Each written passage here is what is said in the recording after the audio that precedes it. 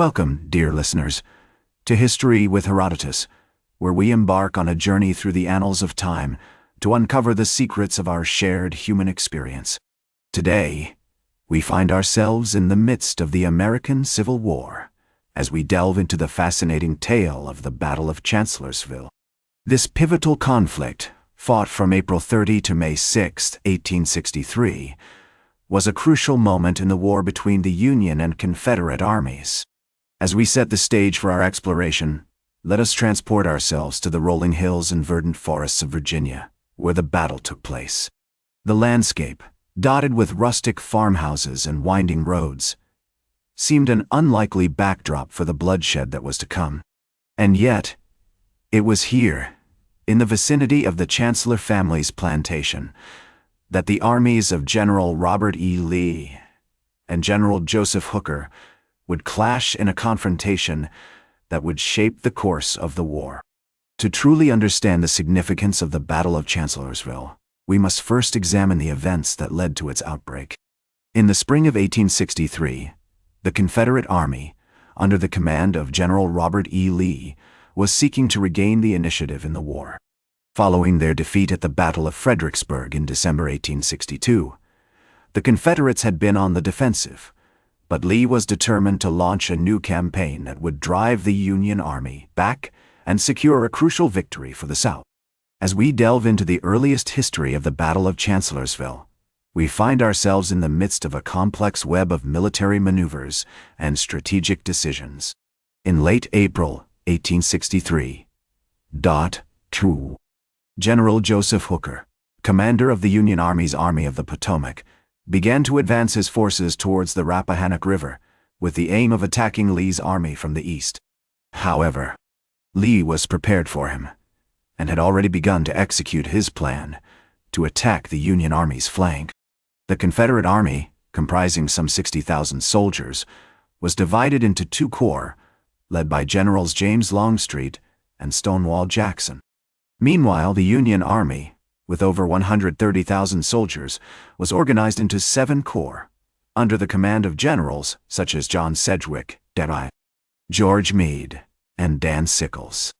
As these two armies faced off against each other, the stage was set for a brutal and bloody conflict, one that would test the mettle of both sides and ultimately decide the fate of the war. The events that unfolded in the days leading up to the Battle of Chancellorsville were marked by a series of intricate maneuvers and counter-maneuvers, as each side sought to outmaneuver the other.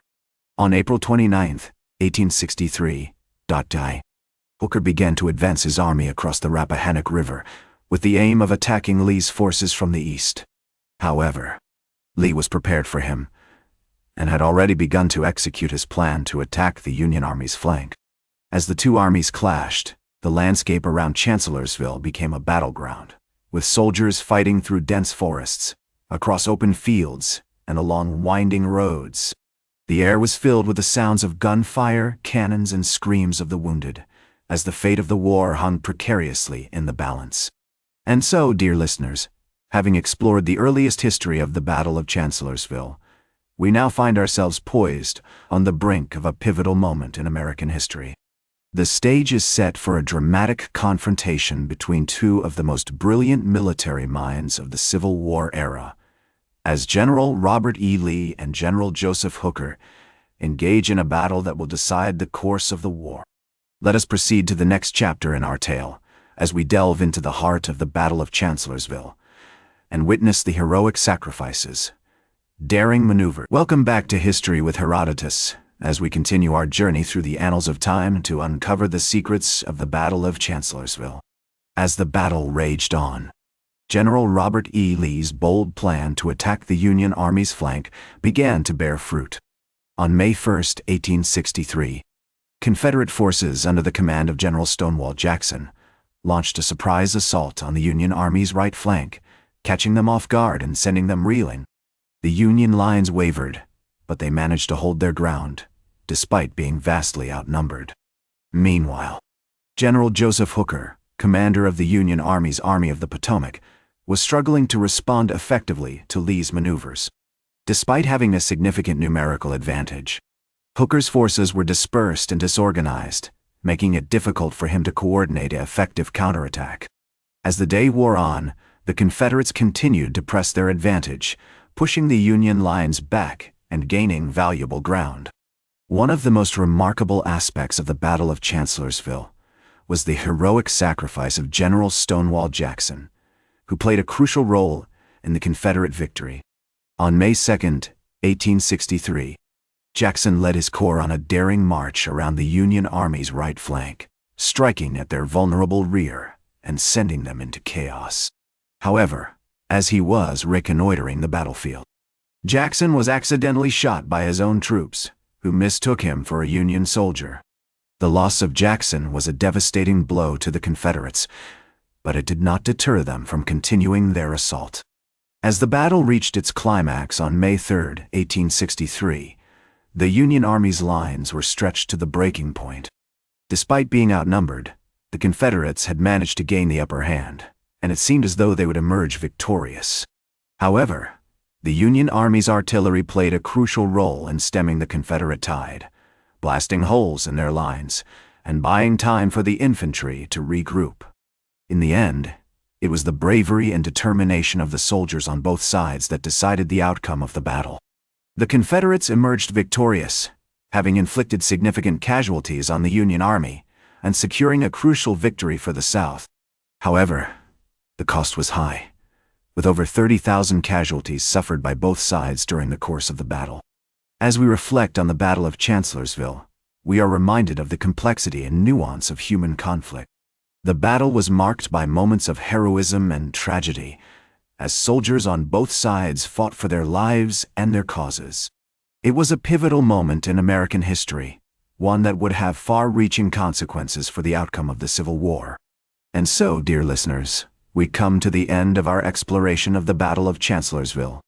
Join us next time on History with Herodotus, as we continue to uncover the secrets of our shared human experience.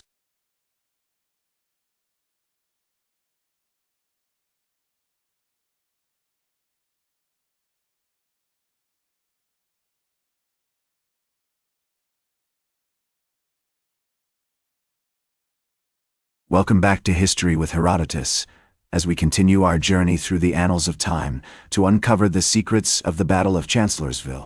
The Battle of Chancellorsville was a crushing defeat for the Union Army, with over 17,000 casualties suffered during the course of the battle. The loss was a significant blow to the morale of the army and the nation, and it raised questions about the leadership of General Joseph Hooker. Despite his bravery, Hooker's inability to respond effectively to Lee's maneuvers had cost the Union Army dearly. In contrast, the Confederate Army had emerged victorious, having inflicted significant casualties on the Union Army and secured a crucial victory for the South. However, the cost was high, with over 13,000 casualties suffered by the Confederates during the battle. The loss of General Stonewall Jackson was a devastating blow to the Confederates, as he was one of their most brilliant and daring generals. The aftermath of the Battle of Chancellorsville saw a significant shift in the balance of power between the Union and Confederate armies. The Confederate Army had gained confidence and momentum, while the Union Army was reeling from its defeat. The battle had also shown that the Confederates were capable of winning major victories against the Union Army, despite being outnumbered. As the news of the Battle of Chancellorsville spread, it sparked a wave of reactions across the nation. In the North, there was widespread shock and dismay at the scale of the defeat, while in the South, there was jubilation and celebration. The Confederate government saw the battle as a major victory, and it helped to boost morale and recruitment efforts.